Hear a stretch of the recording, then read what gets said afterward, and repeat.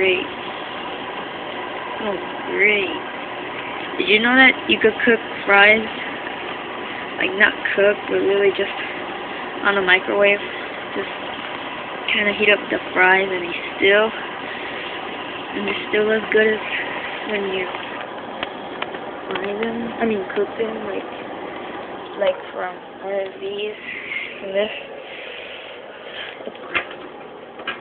But did you also know that it's better to microwave them instead of these because more oil goes into here and then the fries absorb it.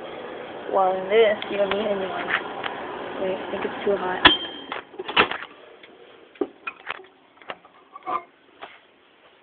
Yep, then they're ready.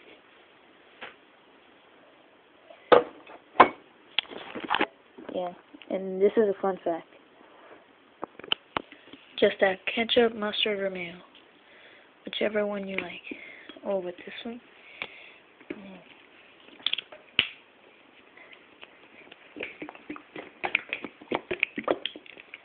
Okay. But first, try it out on a piece of paper. Like, towel. There. It's wet. You gotta shake it. That's it. Now grab a fork and dig in. Sorry, sorry, but it's just that this ketchup is